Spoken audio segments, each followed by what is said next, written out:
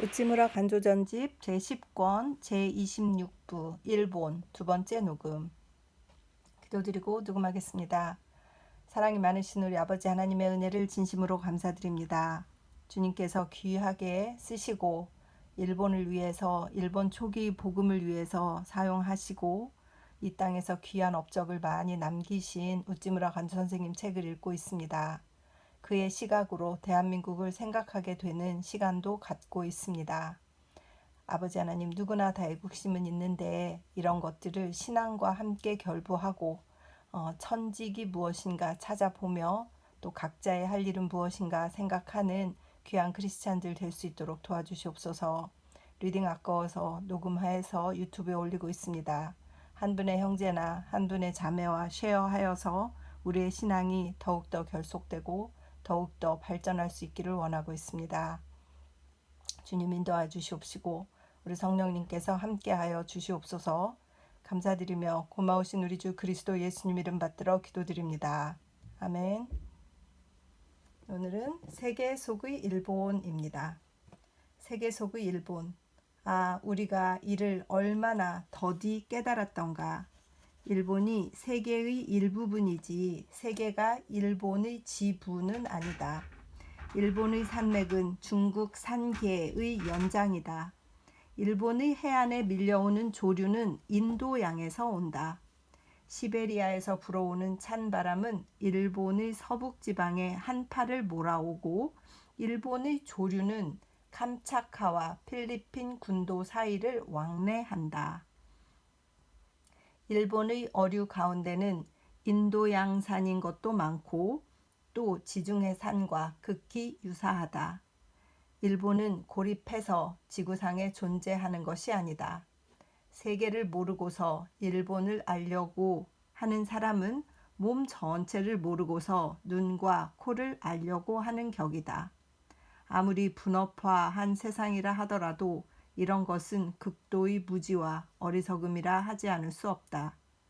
나는 물론 국수 보존의 필요성을 모르는 바 아니다.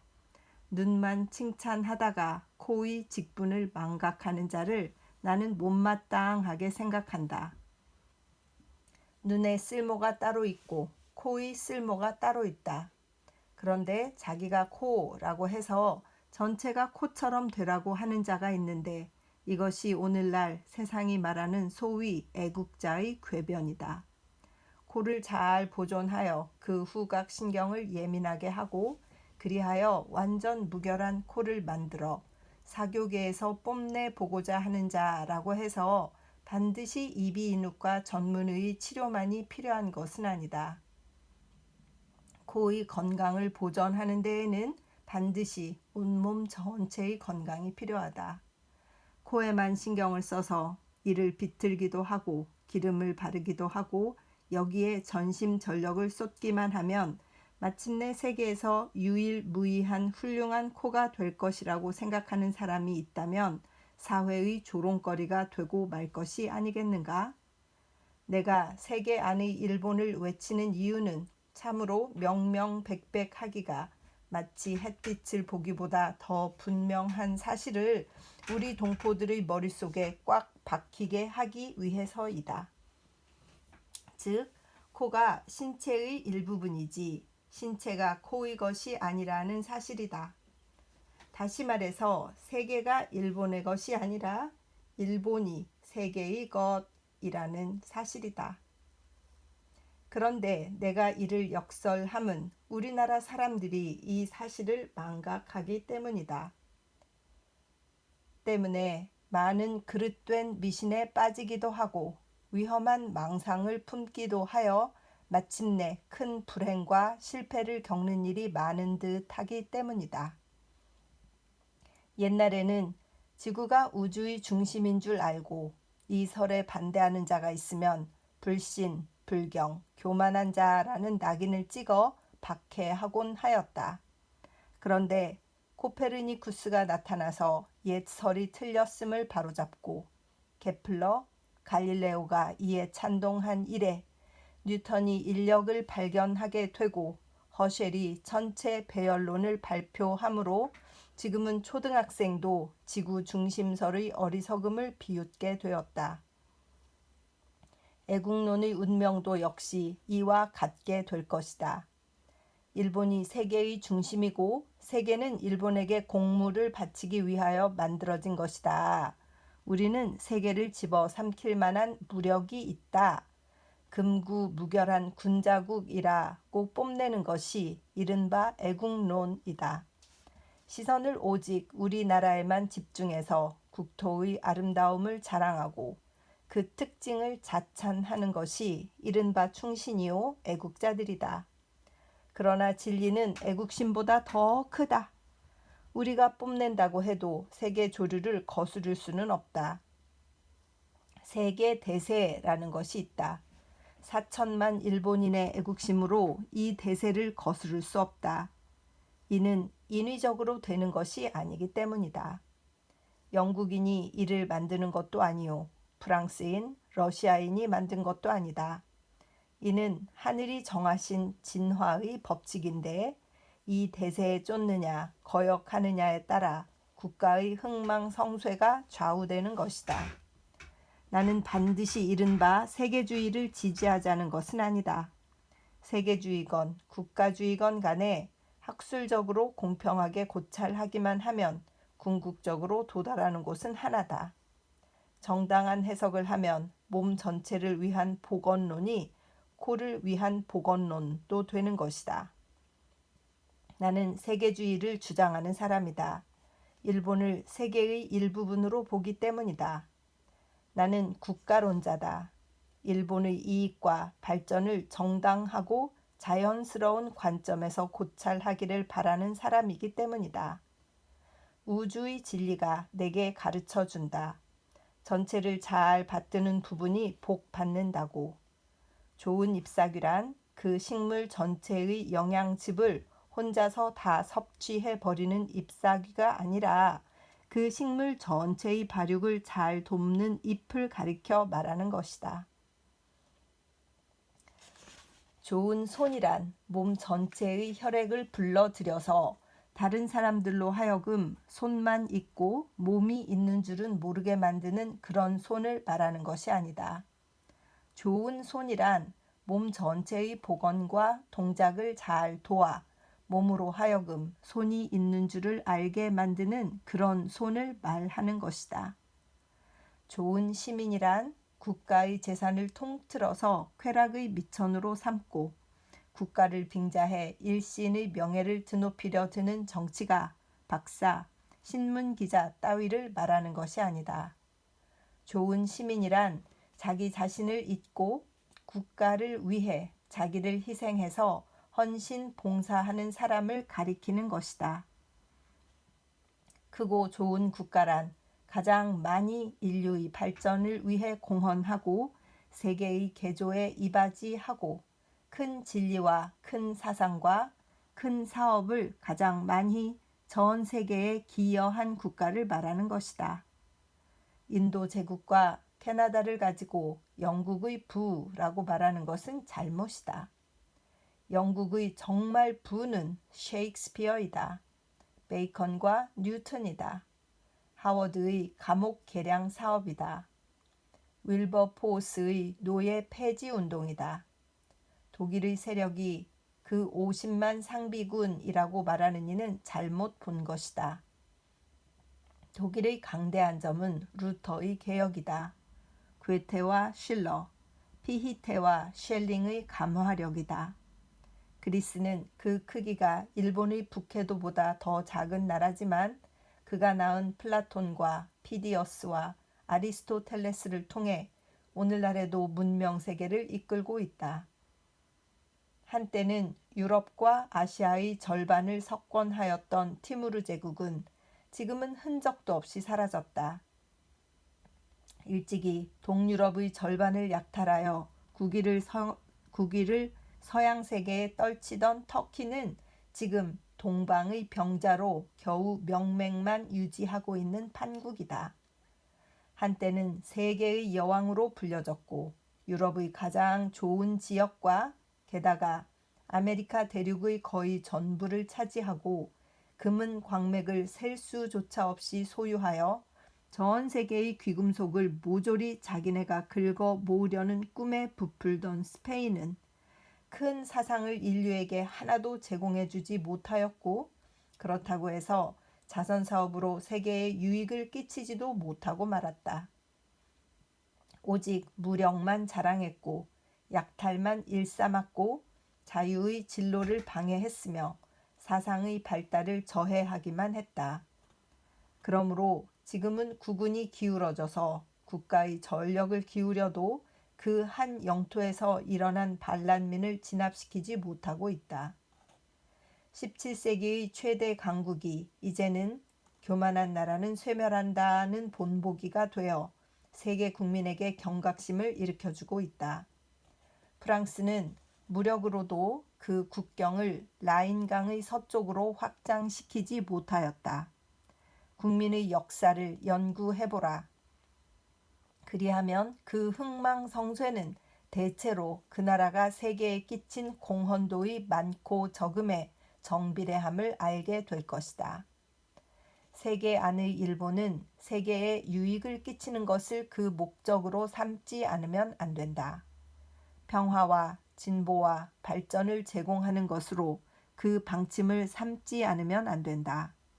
입으로는 군자의 나라라고 자랑하면서 마음속으로는 밀과 벤담의 난폭한 약육강식주의를 은근히 취하는 것 같은 위선을 벗어버리지 않으면 안 된다. 의로운 전쟁이라고 떠들면서 속살로는 약탈을 일삼는 따위의 짓을 완전히 청산해버려야 한다. 세계 안의 일본은 위대해져야 한다. 그러나 그 위대함은 무엇보다도 윤리적으로 사상적으로 위대해져야 하는 것이다. 병력을 증강하는 것도 이를 위한 것이어야 한다. 무력을 자랑하자는 것이 아니라 의를 펴기 위함이다. 경제력을 증진시키는 것도 이를 위한 것이어야 한다. 쾌락을 맛보자는 것이 아니라 진리의 선양에도 도움을 주기 위함이다. 세계 안의 일본은 그 천직을 깨달아야 한다. 일본은 세계의 한 작은 부분에 불과하지만 괄호 열고 세계 육지 면적의 350분의 1이다. 괄호 닫고 세계는 일본이 없으면 그 교도와 계몽의 경지에 도달할 수 없다. 일본은 세계에 대해서 중대한 책임을 지고 있으며 세계는 일본에게 크게 기대를 걸고 있다. 동서양 중간에 위치하고 있으면서 서방을 초대하고 동방을 변호하여 전자의 사나움을 부드럽게 해주고 후자의 어리석음을 깨우쳐 줌으로써 둘의 화목을 이룩하는 일은 일본 말고 다른 국민은 할 수 없다. 동양 6억의 민중은 우리 일본인이 걸기하여 활동하기만을 기다리고 있다고 나는 믿는다. 일본은 아시아의 정문을 지키는 나라다. 우리의 일거일동이 아시아의 위신에 큰 관련이 있다. 대국민은 이익을 챙기지 않는다. 페리클레스는 아테네 시민들에게 경제를 논하지 않았다. 영국이 70억의 재산을 투입하여 유럽을 나폴레옹의 압제하에서 구출한 후 그 전승의 권리를 하나도 주장하지 않고 모조리 포기해버렸을 때 영국은 위대한 나라가 되었다. 부는 의무의 실천을 동반하고 오는 것이다. 부를 위한 부는 참된 부가 아니다. 덕은 득이다. 일본 최대의 이익은 힘써 그 천직을 완수하는 데 있다. 요동 땅을 빼앗아 이를 다른 나라에 되돌려 주어야 한다. 일본을 위해서만 힘쓸 때 일본은 불이익을 자초하는 것이 되지만 세계를 위해 힘쓸 때 일본은 비로소 참된 이익을 얻게 되는 것이다. 내가 세계 안의 일본을 주창하는 것은 일본의 실익을 도모코자 하는 것이다. 일본의 일본 또는 일본의 세계를 부르짖는 속된 논조에 말려드는 것은 부끄러운 일이다. 1896년 9월 세계의 일본.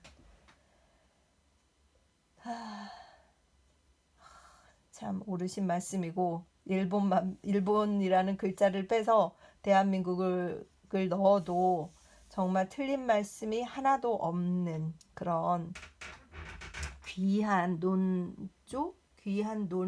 논설이겠죠? 논설. 세계의 일본이라는 잡지에 실은 글이신가 봐요. 하여튼 우리 우찌물 선생님의 그 연설문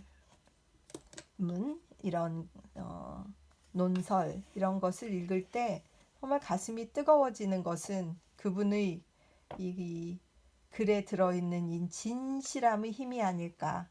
그의 사상이 구석구석에서 막 이렇게 꿈틀거리고 있는 것 같은 그런 생각이 막 드는 그런 글이었습니다. 참 감동스럽네요. 계속 읽겠습니다. 나의 이상적 일본. 나의 이상적 일본은 곧 올 것이다. 반드시 올 것이다. 100년 후가 될지, 200년 후가 될지, 300년 후가 될지, 1000년 후가 될지 그것은 우리가 알 바 아니다. 그러나 그것이 온다는 것만은 필연적이다. 밤 다음에 낮이 오듯이, 겨울 다음에 봄이 오듯이 나의 이상적 일본은 이 부패하고 타락하고 불공평하고 무자비한 일본에 뒤이어 반드시 온다. 그때에는 공업가 한 사람이 벼락부자가 되어 왕후 귀족들에게 직사 대접을 받고 있는 동안에 그에게 재산을 공급하는 광산에서 흘러나오는 독수 때문에 애처로운 젖먹이까지 젖이 모자라 보채는 것 같은 비참한 일은 없어질 것이다. 그때에는 허수아비에게 벼슬자리를 주는 정부도 없어질 것이다. 그때에는 덕 있는 사람만이 정치인이 되고 술독에 빠진 자, 계집에 미친 자는 사회 상층의 얼굴도 내밀지 못하게 될 것이다. 이상적 일본이 오게 하기 위하여 나는 일하겠다. 지금은 아무래도 좋다. 나는 오직 이상적 일본이 다가올 때 조금이라도 그 백성들이 기억해주면 그것으로 족하다. 1901년 7월 만조보. 기억하고 말고요. 100년이 지났습니다. 지금 120년이 지났는데 1901년에 쓰신 거니까 지금 2021년 120년이 지났는데 그 당시 어떤 정치가들이 어떤 벼슬을 받아서 어떤 일을 했는지는 모르겠고 우찌무라 선생의 이 소망, 이 아름다운 꿈, 미래에 대한 그의 그 희망, 그의 아름다운 생각 이런 것들이 이렇게 남아서 우리에게도 이렇게 힘을 주고 우리에게도 꿈을 주는 것 같습니다. 소망과 실망, 일본의 장래. 우리에게 사랑스러운 이름이라고는 천상천하에 단 2개뿐입니다. 그 하나가 예수입니다. 그 다음이 일본입니다. 이를 영어로 말하면 첫째는 지저스요, 둘째는 재팬입니다. 둘 다 J자로 시작되기 때문에 나는 이를 two J's, 즉 2개의 J라고 말합니다. 예수 그리스도를 위해서입니다. 일본을 위해서입니다. 우리는 이 두 사랑스러운 이름을 위해 우리 목숨을 바치고자 다짐하는 사람들입니다. 예수는 우리의 미래 생명이 있는 곳이고 일본은 우리의 현재 생명이 있는 곳입니다. 그런데 하나님을 믿는 사람에게는 미래나 현재나 다 동일한 것이기 때문에 우리에게 있어서는 예수와 일본은 동일한 것입니다. 즉, 우리들의 믿음은 나라를 위한 것이고 우리들의 애국심은 그리스도를 위한 것입니다.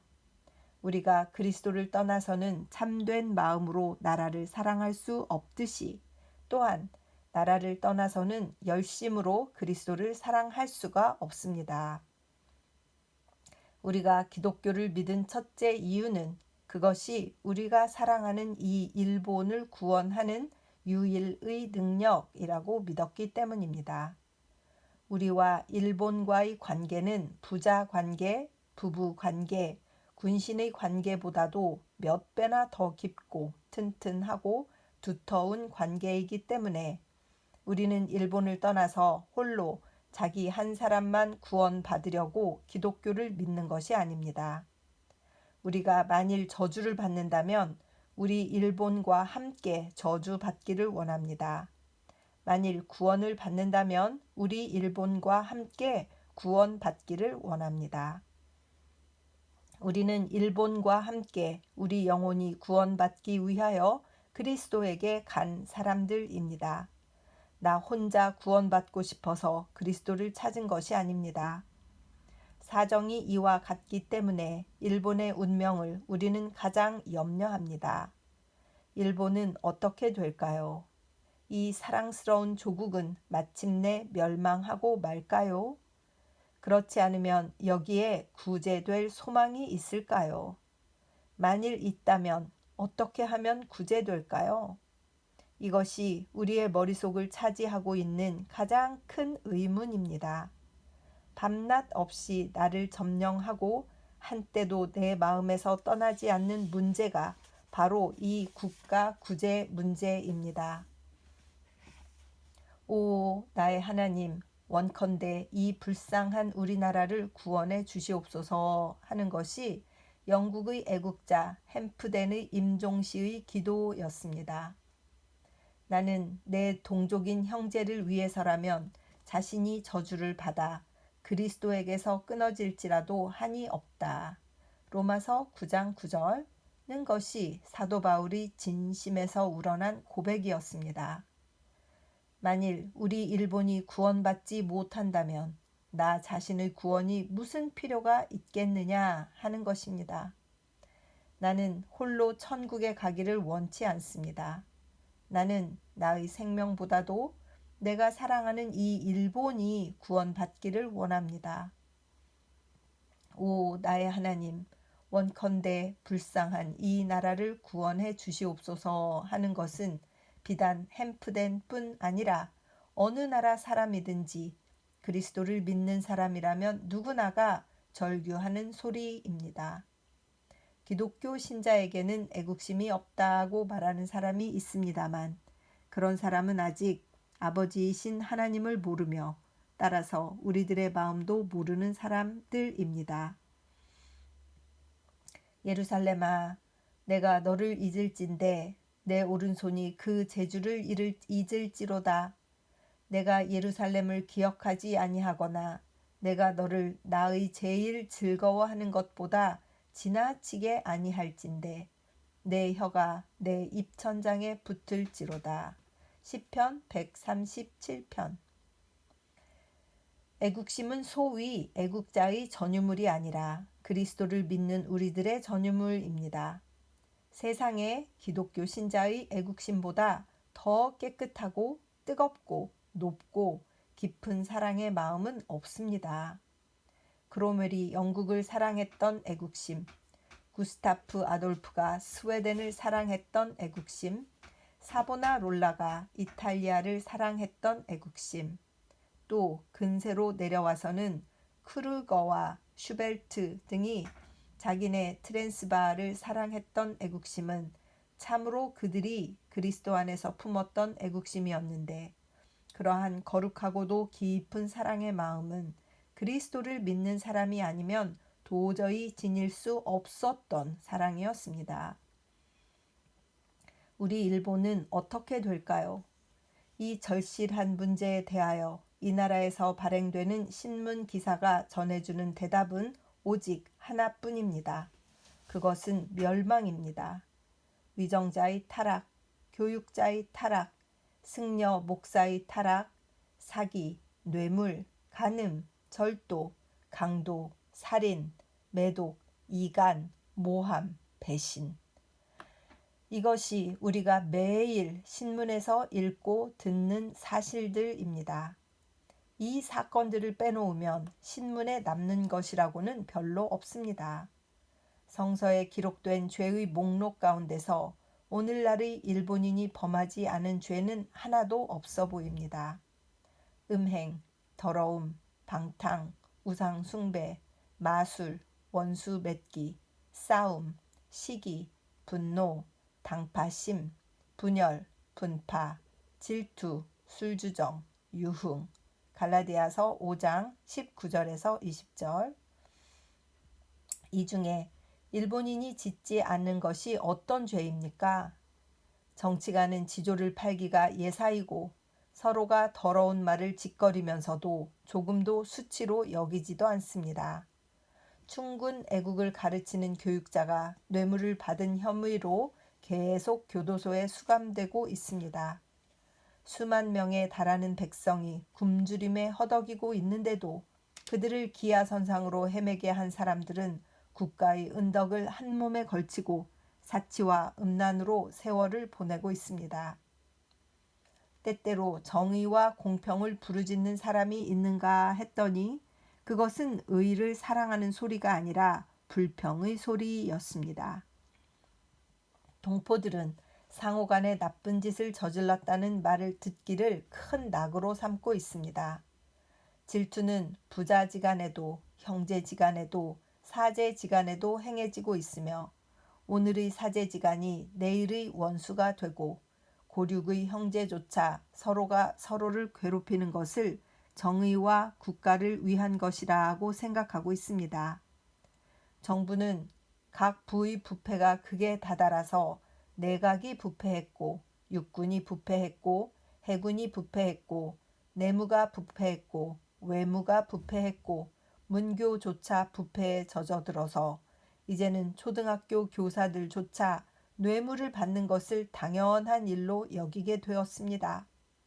이것이 만국의 징조가 아니면 어떤 것이 만국의 징조란 말입니까?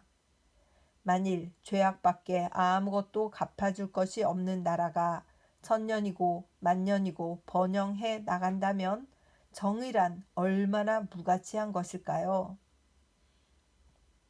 만일 암흑사회가 있다면 그것은 오늘날의 일본 사회가 아닐까요?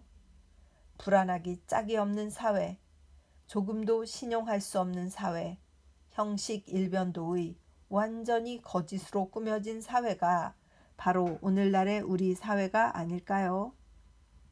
죄악은 일본에만 있는 것이 아니라 서양 어느 나라에도 있는 것이라고 자위하는 사람도 있는 것 같으나 그러나 죄악도 정도 문제이지 이럴 수가 있을까요? 오늘날의 일본 사회는 선한 것은 지극히 적고 거의 죄악으로만 가득 차 있는 사회입니다. 즉, 악인이 마음 놓고 활개 펴고 다닐 수 있는 사회입니다. 이른바 귀족이라는 자가 가는 곳마다 처녀들을 몇 명씩 농락해도 아무도 이상스럽게 여기지 않는 사회입니다. 학자란 자가 터무니없이 불합리하고 도리에 어긋나는 말을 해도 도리어 많은 국민들의 인기를 끄는 사회입니다. 다시 말하면 진실이라든가 공정무사란 다만 말로만 짓거리는 것이요 이를 진지하게 고지 듣는 사람은 없다고 해도 과언이 아닌 사회입니다. 소망이라든가 기쁨이라든가 하는 것은 눈을 닫고 보아도 보이지 않고 다만 있는 것이라고는 실망과 비분 관계뿐입니다. 이 군자국이라던 나라의 국민 중에 조금이라도 세상 경험을 쌓은 사람 쳐놓고 비참한 역사라 할까 타락의 경력을 갖지 않은 이는 거의 없을 것입니다. 순진한 숙녀는 없습니다. 순결한 신사는 없습니다. 일본인은 모두 상처 입은 사람들입니다. 그 꽃 같은 얼굴 뒷면에는 뜨거운 눈물 자국이 있습니다. 그 부드러운 것 같이 보이는 표정 뒤에는 말로 다 표현할 수 없을 만큼 날카로운 원한의 칼날을 숨겨두고 있습니다. 부용산 봉우리는 언제나 아름답지만 이를 우러러보는 백성들의 마음은 칠흑 같은 어둠으로 쌓여 있습니다. 그 이름만은 벚꽃의 나라이지만 사실은 비분의 나라입니다. 절망의 나라입니다. 사람들은 우수와 원한을 품고 마지못해 하루하루를 살아가고 있습니다. 여기서 잠깐 오늘날의 일본의 상태를 성서의 말씀에 비추어 본다면 참으로 한심스러운 일이 많습니다. 슬프다. 범죄한 나라요. 허물진 백성이요. 행악의 종자요. 행위가 부패한 자식이로다. 온 머리는 병들었고 온 마음은 피곤하여졌으며 발바닥에서 머리까지 성한 곳이 없이 상한 것과 터진 것과 새로 맞은 흔적뿐인데도 그것을 싸주고 싸매주고 기름을 발라 부드럽게 해주는 자가 없다. 이사야서 1장 4절에서 6절. 너희 방백들은 패역하여 도둑과 짝을 짓고 모두 뇌물을 좋아하고 사례물을 바란다. 이사야서 1장 23절. 이것은 바로 오늘날의 일본의 상태를 있는 그대로 묘사한 말이 아닙니까? 또 예언자 예레미야는 망국의 징조라고 사회 상태를 다음과 같이 지적했습니다. 그들은 다 행음하는 자요 패역한 자의 무리가 되미로다. 여호와께서 말씀하시되 그들이 활을 당김같이 그 혀를 놀려 거짓을 말하며 그들이 이 땅에서 강성하나 진실하지 아니하고 악에서 악으로 진행하며 너희는 각기 이웃을 삼가며 아무 형제든지 믿지 말라. 형제마다 온전히 속이며 이웃마다 다니며 비방함이니라. 그들은 각기 이웃을 속이며 진실을 말하지 아니하며 그 혀로 거짓말하기를 가르치며 악을 행하기에 수고하거늘 내 처소는 괴휼 가운데 있도다. 예레미야서 9장 2절에서 6절. 마치 활극 같은 기사가 아닙니까? 불을 보면 화재인 줄 알고 사람을 보면 도둑인 줄 알라는 오늘날 우리 사회의 모습 그대로를 옮겨다 놓은 것이 아닙니까? 또한 귀족과 부자들의 사치와 몰인정에 관해서는 예언자 아모스의 말이 꼭 들어맞습니다. 너희는 흉한 날이 멀다 하여 강포한 자리로 가까워지게 하고 상아 상에 누우며 침상에서 기지개 켜며 양떼에서 어린 양과 우리에서 송아지를 취하여 먹고 비파에 맞추어 헛된 노래를 지절거리며 대접으로 포도주를 마시며 귀한 기름을 몸에 바르면서 요셉의 환난을 인하여는 근심치 아니하는 자로다. 아모스서 6장 3절에서 6절.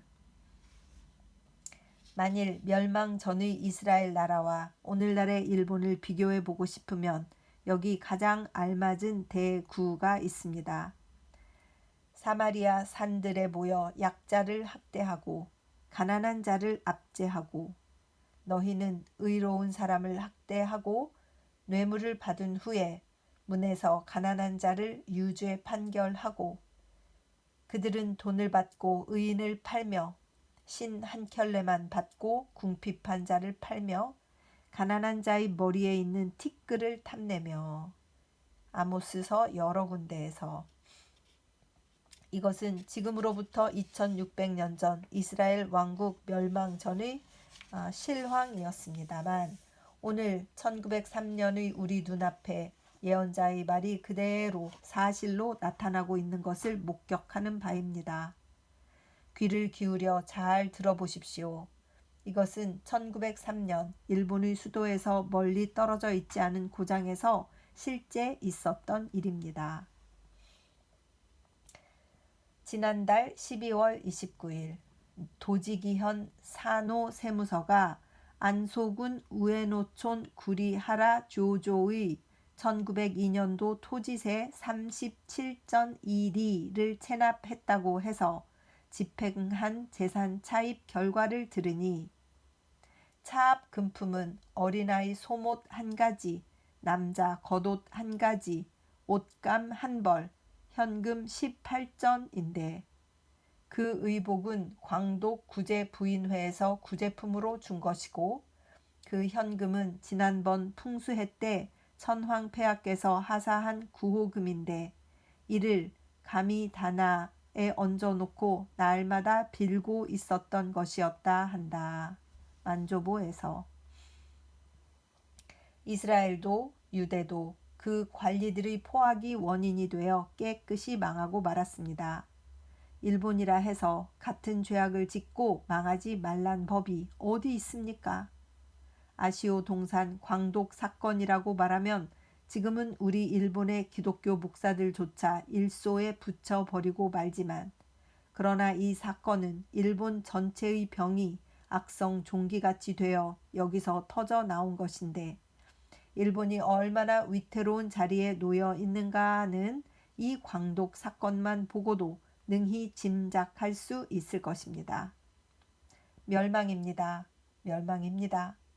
일본이 멸망할 것이란 말은 결코 공상이 아닙니다. 오오구마 백작 같은 거짓말쟁이가 큰 정당의 우두머리가 되었고, 그 밑에는 간교한 것들이 때를 지어 국정을 제멋대로 요리하고 있습니다.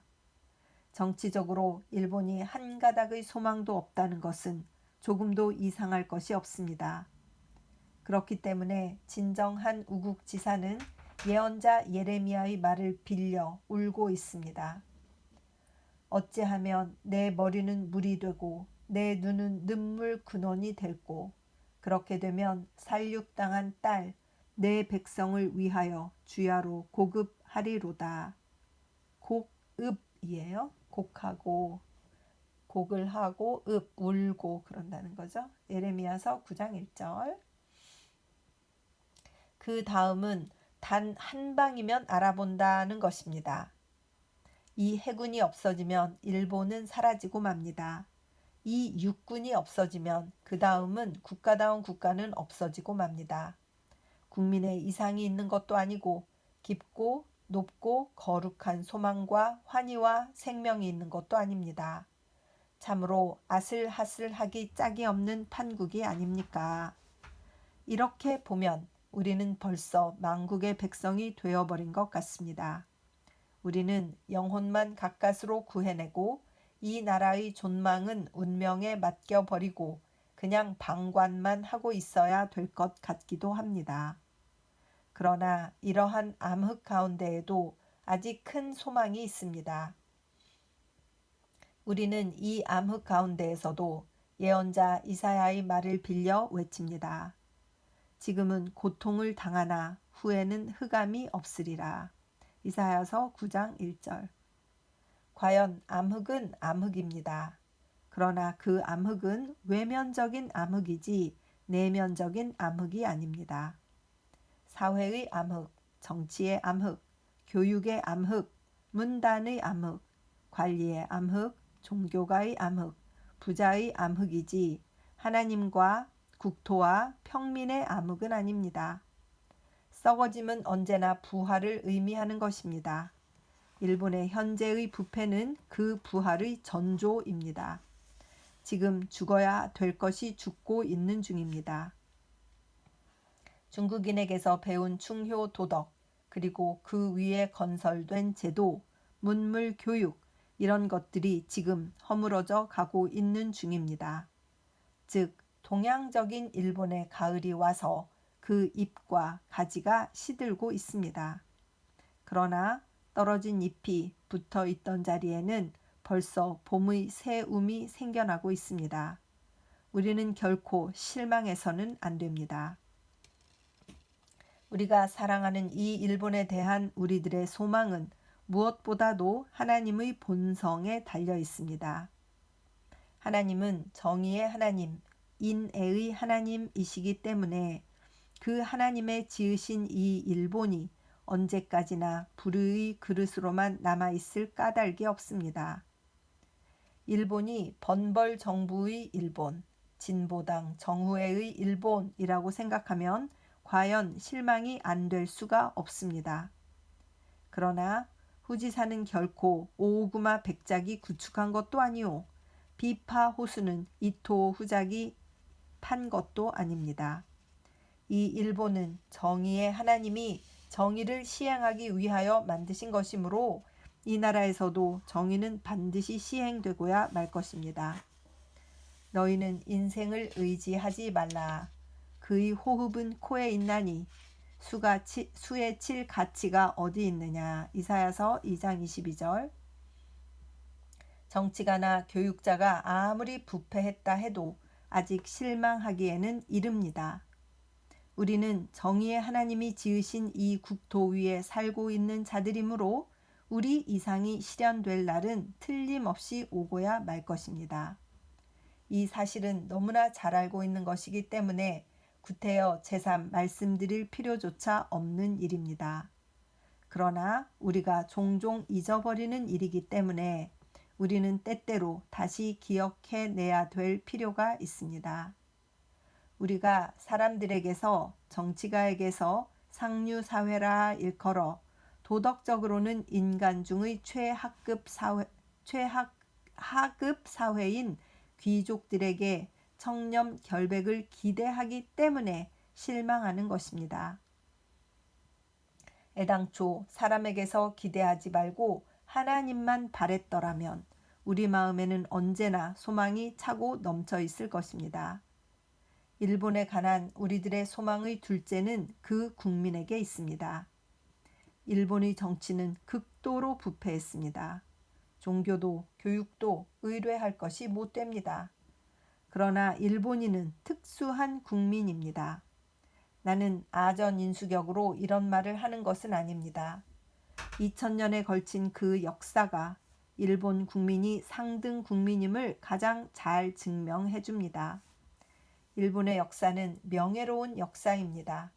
그러나 그 명예라는 것은 오늘날의 많은 우리 역사가들이 말하고 있듯이 2000년 동안 한 핏줄을 이어 내려온 황실이 있기 때문에 명예로운 것은 아닙니다.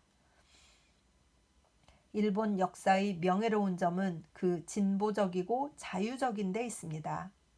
일본인은 선을 보면 끝끝내 이를 받아들이지 않고는 견디지 못했습니다. 그들은 자기 나라의 문자를 버리고 그 당시로는 가장 훌륭했었던 중국의 문자를 채택해서 사용했습니다. 그들은 많은 반대에도 불구하고 마침내 다른 나라에서 건너온 불교를 받아들였습니다.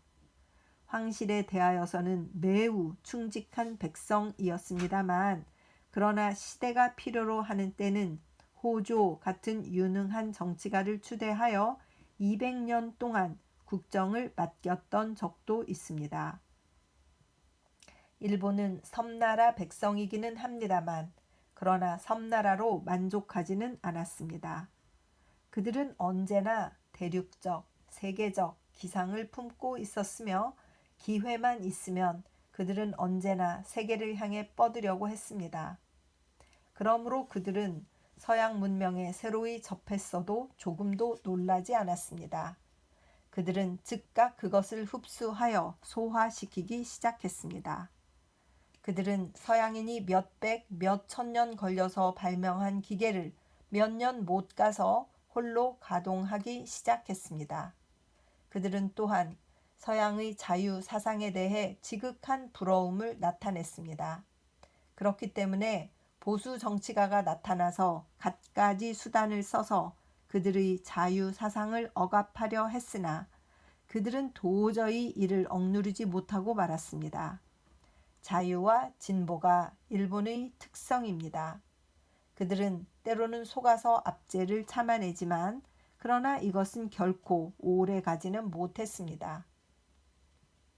성덕 태자를 낳고 국하의 상인, 니치렌 상인, 호조, 야스도키, 렌조 상인, 세니야 고베에 와타나 백화산을 낳았던 일본인은 참으로 위대한 이름입니다. 이런 인종은 세계적인 큰 사업을 할 수 있는 자격을 갖춘 인종입니다. 이런 인종이 언제까지고 오늘날과 같은 억압에 눌려 있을 것이라고는 도저히 생각되어지지 않습니다. 그들은 머지않아 압제의 사슬을 끊어버릴 것입니다. 그들은 마침내 세계에서 가장 선하고 가장 아름다운 것을 자기 소유로 삼지 않고는 못 베길 것입니다. 일본에 관한 우리들의 소망은 셋째로 그 국토에 있습니다. 그 국토가 놓인 위치는 그 인종과 더불어 그 천직을 보여줍니다. 일본은 세계의 반을 다른 반과 연결시켜줄 위대한 천직을 띠고 있습니다. 일본은 아시아의 문호입니다. 일본을 통하지 않고는 중국도, 한국도, 인도도, 페르시아도, 터키도 구원받지 못합니다. 인류의 반수 이상의 운명은 일본의 두 어깨에 걸려 있습니다. 이 나라는 그 안에 있는 소수의 나약한 귀족이나 탐욕적인 상인을 위해서 이룩된 것은 아닙니다. 일본은 중국의 4억과 인도의 2억 5천만과 그 밖에 대륙의 억조 인민을 구원하기 위해 창조된 것입니다. 이런 중대한 천직을 띤 나라가 언제까지나 오늘날과 같은 추악한 상태에 머물러 있을 것이라고는 도저히 생각할 수 없습니다. 일본의 소망은 그 천직에 밀착되어 있습니다. 후지산과 도리우미산과 아사마산이 창공에 우뚝 솟아있는 동안은 일본의 소망이 있습니다. 도시네강과 센교쿠 강에 물이 흐르고 있는 동안은 일본의 소망이 넘쳐 흐릅니다. 세계는 일본에 대해 혁명을 요구하고 있습니다. 번벌 정치가와 위선적인 귀족들이 아무리 유력하더라도 이 요청을 거부할 수는 없습니다. 일본은 머지않아 세계의 큰 빛을 받아들일 것입니다. 일본도 오래지 않아 헝가리와 마찬가지로 황색 인종의 기독교 국가가 될 것입니다. 바야흐로 이 소망은 이루어져 가고 있습니다. 외부의 압제가 지극히 강한데도 불구하고 큰 빛이 이 국토에 다가오고 있습니다. 정부의 사람들이 보이지 않는 곳에서 귀족들은 꿈에도 보지 못하는 환경 가운데서 위선적인 사회에서는 비웃음을 받으면서도 순결한 일본인은 서서히 이 큰 빛을 맞아들이고 있습니다. 일본인은 중국인과는 다릅니다. 일본인은 정부의 권유에 따라 종교를 믿지는 않습니다. 또는 외국 선교사들의 꽁무니를 따라다니면서 평안의 터전을 찾지는 않습니다. 일본인은 자유 종교를 자유롭게 믿습니다. 정부에도 의지하지 않고 외국 선교사에게도 의뢰하지 않고 일본인은 자신이 알아서 나사렛 예수를 구주로 모셔드리고 있습니다. 이 해변, 저 산촌에서 나라를 사랑하는 정직한 일본의 평민들이 자유의 주 예수 그리스도의 이름을 부르고 있습니다. 정부에서 아무리 법령을 공포하더라도 이 선교를 방해할 수는 없습니다. 충군 애국을 부르짖던 교육자들이 꽁치 두름처럼 묶여서 교도소에 수감되고 있는 동안에도 순진무구한 일본의 평민들은 성결의 주님을 바라보며 기도하고 있습니다. 아직은 미미한 소수에 지나지 않습니다. 그러나 이 소수 가운데 일본의 소망이 있습니다. 그들은 벌써 일본의 정신적 기둥이 되어가고 있습니다. 국민의 노래가 그들에 의해 불리어지고 있습니다. 정치조차 그들을 통해서만 다소나마 청렴을 유지해가고 있습니다. 자선 사업을 거의 그들에게 본받고 있습니다. 그러나 그들의 미래의 세력은 결코 오늘날과 같지는 않을 것입니다. 이 사회 제도가 썩어져 버리고 난 후에 또는 그 외형적 국가가 일시 그 존재를 상실해버린 후에 구름이 되어 일어나고 용이 되어 일어서서 마침내 이 나라를 영원한 기초 위에 건설하여 일본으로 하여금 서양과 동양을 연결짓게 만들 사람들이 바로 그들입니다. 그러나 아마도 나는 나의 육안으로 이 즐거운 때를 볼 수는 없을 것 같습니다. 역시 나는 조롱과 매도 속에서 내 일생을 끝마치고 말 것입니다. 그러나 나는 이 짧은 생애를 일본을 영원히 구원할 준비를 위해 사용할 수 있었던 것이 얼마나 감사한 일인지 모릅니다. 나는 이 세상 사람들이 생각하는 것처럼 절망의 사람은 아닙니다. 나는 소망을 가지고 씨를 뿌리고 있는 사람입니다. 나는 정말 내가 사랑하는 이 일본과 더불어 구원받고 있는 중입니다. 그리스도를 위해, 이 나라를 위해 내게 만일 1000번의 생애가 주어진다면 나는 그 모두를 이 두 사랑스러운 이름, 곧 예수 그리스도와 일본을 위해 바치고 싶습니다. 1903년 2월 성서지 연구.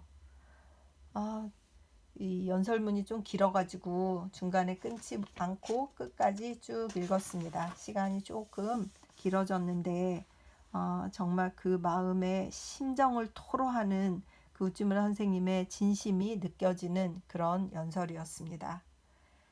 여기 각주가 달렸는데 당시 쌀값은 한 섬에 12.67원이었대요. 앞에 막 옷 뺏어가고 18전 빚을 지고 37전 빚을 지고 현금 18전이 있었다 이렇게 했는데 집에 쌀 한 섬값 조금 넘게 그 황제가 준 캐시를 잘 또 이렇게 모아가지고 기도하고 그랬나 봐요. 참 국민들은 착하고 대다수의 압도적인 다수는 착한데 그 불량한 일부, 한 20% 정도의 사람이 그 나라에서 불량하다잖아요. 80%는 아주 선량하고, 그래서 일본에도 그랬구나. 근데 이 20%가 나라를 망치는 원흉이 될 때가 있으니 이 20%를 리더로 삼지 말자. 이것이 항상 우찌무라 선생님의 메시지시잖아요. 지금 한국도 대통령 선거에 한참 불이 붙고 있던데 이 20%의 기득권자들이 80%의 선량한 국민들을 희롱한달까요? 자기들 마음대로 이렇게 하면 나를 따를 거야, 저렇게 하면 나를 따를 거야 하면서 이끌고 있다고 하는데 80%의 압도적인 국민들이 우리가 세울 관리인을 잘 뽑아서 그들이 관리를 잘 했을 때 주인이 부자가 되는 그런 지도자를 잘 뽑았으면 좋겠습니다. 이런 개념을 정립할 수 있게 되어서 참 요즘 즐겁습니다. 기도드리겠습니다. 주님 은혜를 감사를 드립니다. 일본이 어떤 상황이었었나 이렇게 짐작하게 되고 일본에 대한 환상이랄까 예의가 바르고 조용하고 어드밴스드된 민족이다 이런 생각들이 있었는데 그 아름다운 모습 뒤에는 뇌물과 또 여러 가지 죄악들이 막 넘치고 있어서 그것이 지금 한국에서도 벌어지지 않는다고 볼 수가 있겠는가 이런 생각이 들고 선량하고 현명한 국민들이 나라를 위해서 정치인들을 잘 뽑아서 그들의 주인인 백성들이 부자가 되고 건강해지고 그들의 삶이 풍성해지는 귀한 자기의 권리를 잘 아는 국민들이 될 수 있도록 주님께서 지혜를 허락하여 주시옵소서.